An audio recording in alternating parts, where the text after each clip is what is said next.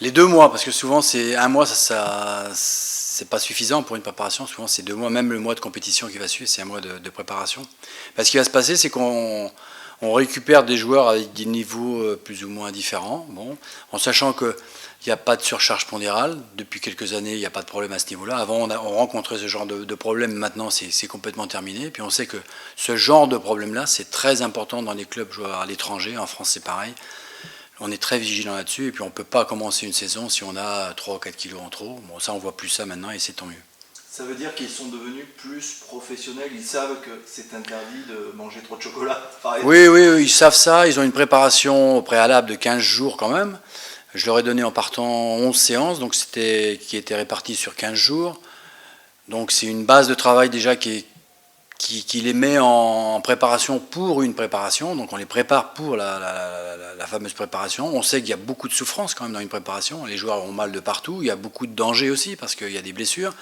Les joueurs savent que s'ils sont blessés, eh ben, ils vont sortir du groupe. Leur place risque d'être perdue, peut-être pour longtemps. Donc il n'y a pas intérêt à se blesser. Donc il y a tout un circuit de compétences médicales, tout ça qui se mettent en route pour ça. On fait très attention aux adducteurs, aux genoux qui peuvent grincer pendant cette période-là. Beaucoup de gainage peut-être aussi pour éviter les blessures musculaires. Il y a tout un travail général à faire au niveau musculation. On travaille la musculation tous les jours pendant minimum, je dirais au niveau de la musculation, c'est général, c'est minimum 1 heure par jour. Tous les jours, des fois c'est même plus parce qu'on refait du travail spécifique sur le terrain.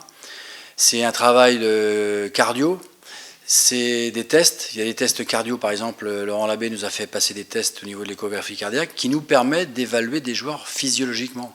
Donc on a une relation entre les tests qui sont faits, on a fait passer des tests, on a fait passer des tests plus techniques au niveau cardio, et on s'aperçoit qu'il y a des corrélations entre les deux, sans savoir les résultats. Donc ça c'est intéressant pour nous, on sait que des joueurs peuvent être en danger à ce moment-là. Tout le monde est un petit peu plus ou moins en danger, bon, c'est normal, mais bon, il faut passer outre et puis on dose. Ça a été le cas par exemple ce matin pour Jussier, où on a dosé parce qu'on sait que lui il réagit de telle façon, donc ça sert à rien de forcer sur un truc pour le péter pendant 3 semaines, c'est pas la peine. Est-ce que les joueurs sont conscients de leurs possibilités du moment quand ils reprennent ou ils veulent toujours faire plus pour être vite en forme? En général, ça existe. En général, les joueurs chevronnés, ils font pas cette erreur-là. C'est les jeunes qui font ça.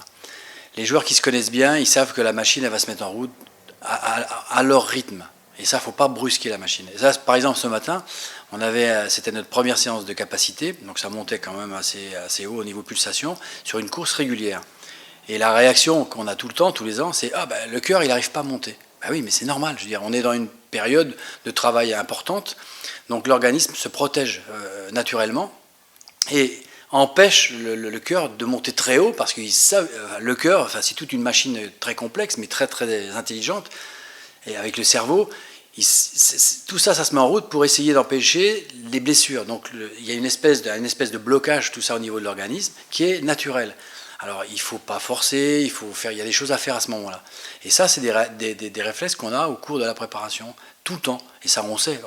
Et les joueurs qui sont un petit peu chevronnés savent ça. Par contre, c'est vrai qu'on a des joueurs qui sont jeunes et puis qui veulent venir vite.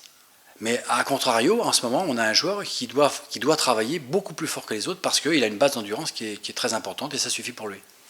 Quelle est la journée idéale en stage? Là, vous allez à Divonne, qu'est-ce qui va se passer pour une journée? En général, on a 2-3 séances par jour. On est constamment dans la préparation. Je veux dire, tout le temps dans la tête, on est tout branché sur récupération et travail sans arrêt, musculation. Donc il y a un gavage, quoi. C'est une espèce de gavage, mais très très réfléchi, très dosé, très dur aussi, mais dosé à la fois, parce qu'on ne peut pas flinguer tout le monde, je veux dire, c'est trop dangereux. Donc on a une masse de travail qui est énorme, c'est-à-dire que c'est pas, il y a de l'intensité, mais il y a beaucoup de volume, il y a énormément de volume, donc on est vraiment gavé de travail physique. Mais les joueurs le savent que pendant les 15 premiers jours, il y a vraiment un gavage, il faut que ça se fait bien aussi.